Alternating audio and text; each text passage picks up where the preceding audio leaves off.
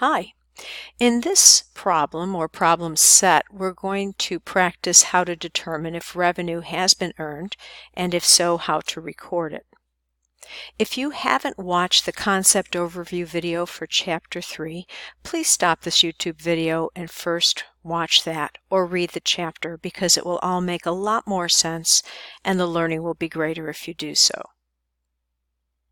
Let's begin by first reviewing the 5-step model for reporting revenue that we have read about in our textbook or learned about watching the concept overview video.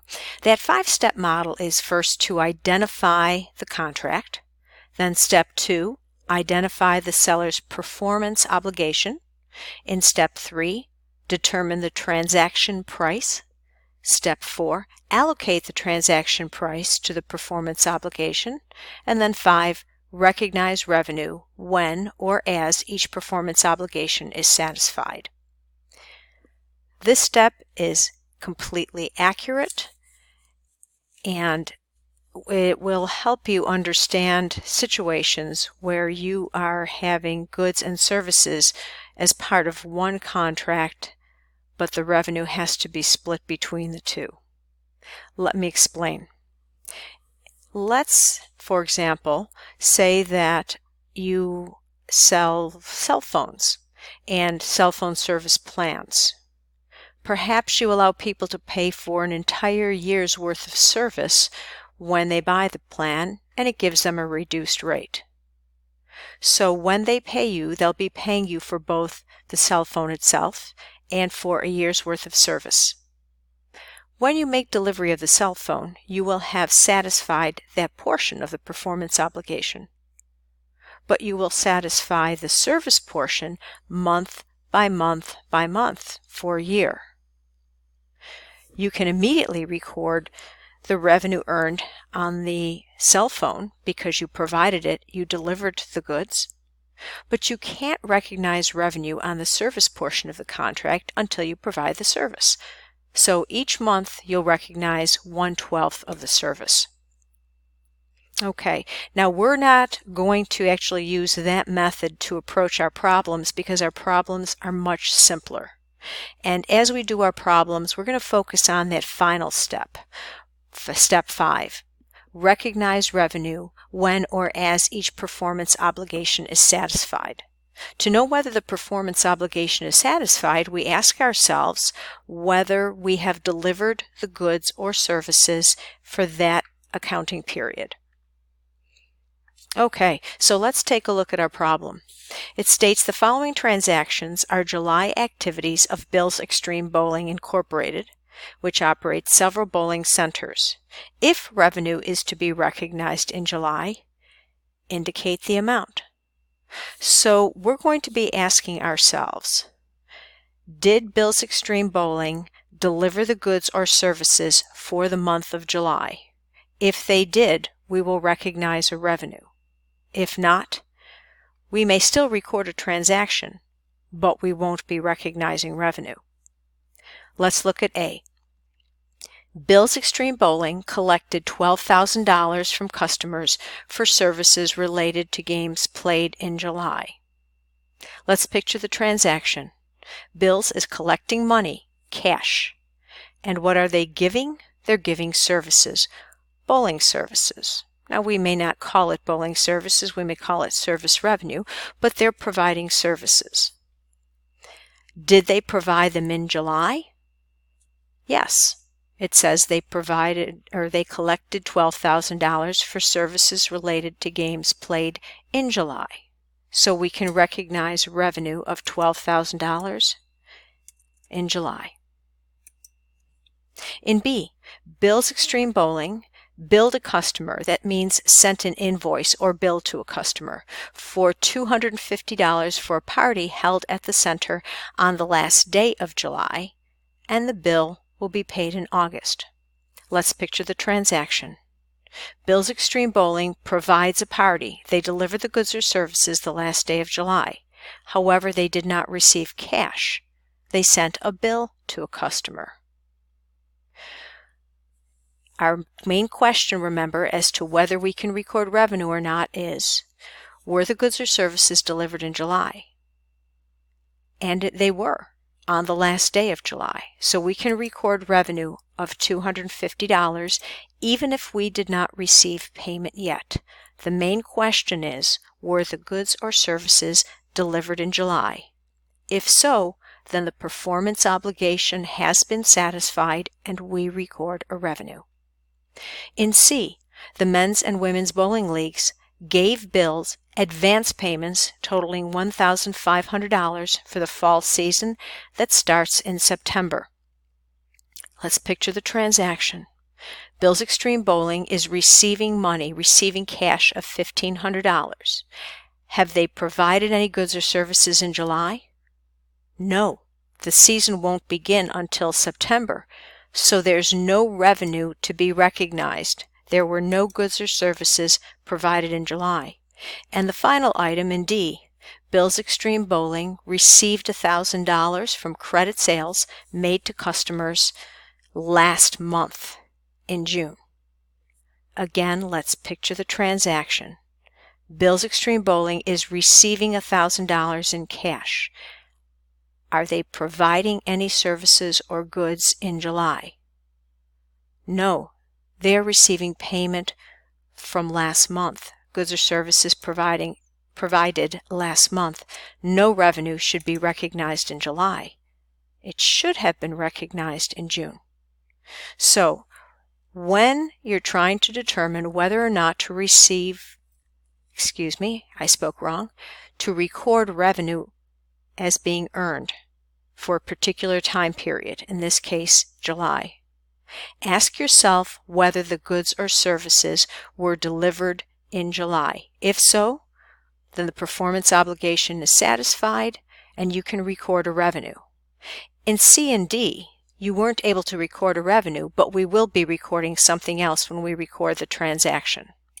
Now we're going to be recording the same exact transactions using journal entries. Remember, journal entries are the only way information can get into our accounting records.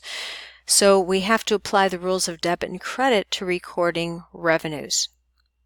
Let's first think back on what we learned in this chapter about the expanded accounting equation, because our basic or simple accounting equation didn't have anything to say about recording revenues and expenses.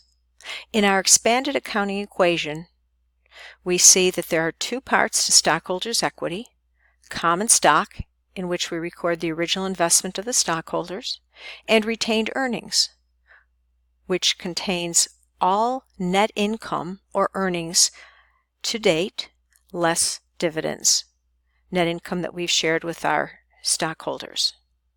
So our net income is part of our retained earnings. How do we calculate net income? We do it by subtracting our expenses from our revenues. So revenues and expenses are subsets of retained earnings because it's how we calculate our earnings or net income. And retained earnings is part of stockholders' equity. So finally, revenues and expenses must follow the rules of stockholders' equity. Revenues will be recorded on the right or credit side because they increase equity, and expenses will be recorded on the left or the debit side because they decrease equity. Okay, let's picture our first transaction. In transaction A, Bill's collected $12,000 from customers for services related to games played in July, and we are in the month of July. So we receive cash and we give services. Cash is an asset on the left side of the accounting equation, so we increase cash on the left or debit side. Remember, debits always must be entered before credits, and we put the amount in the debit column, and we will credit service revenue. Revenues are recorded on the right side because they are a type of stockholders' equity account, so we'll increase them on the right or the credit side. Remember, every journal entry has at least one debit and at least one credit. If there's only one of each, the amounts must match. If there's more than one debit or credit, the total debits must equal the total credits. Let's record this and go to our next transaction. In B, record the entry for sending a bill, billing a customer for $250 for a party held at the center on the last day of July. The bill is to be paid in August. What did Bill's Extreme Bowling receive? Nothing yet. Bill's Extreme Bowling has an accounts receivable because money is owed to them and will be paid in the future. What did Bill's Extreme Bowling give? They gave services the last day of July, so they've earned revenue because they've delivered goods or services during the month of July. Now, how will we record this? Accounts receivable is an asset. Assets are on the left side of the accounting equation, so we will debit or put on the left side an increase to accounts receivable for $250. Because services were provided, we can record service revenue. Revenues are stockholders' equity account. They increase retained earnings and equity, so we'll record them on the credit or right side. One debit, one credit. In this case, the amounts match. In Transaction C, record the advance payments made by the men's and women's bowling leagues totaling $1,500 for the fall season that starts in September. What is Bill's Extreme Bowling receiving? They're receiving cash, advance payments of $1,500. What are they giving? Nothing yet. Bill's Extreme Bowling owes these teams the right to bowl beginning in September. So let's record this. Bill's is receiving cash. Cash is an asset on the left side of the accounting equation, so we put on the left or debit side an increase to cash for $1,500. What do we credit? Because we cannot record revenue. What we will record is deferred revenue. Deferred revenue means revenue that has not yet been earned yet. The company has an obligation to allow the women's and men's teams to bowl beginning in September. The word obligation sounds like it's a liability, and that's exactly what it is. Liabilities are on the right side of the accounting equation, so we increase them on the right or credit side, so we will credit deferred revenue to show our obligation to allow the men's and women's teams to bowl starting September. And finally, our last transaction, record the receipt of $1,000 from credit sales made to customers last month in June. Let's picture the transaction. Bill's Extreme Bowling is receiving $1,000. What are they giving? Well, they're not giving anything this month. Last month, they delivered bowling services. So let's think about the transaction that was recorded last month.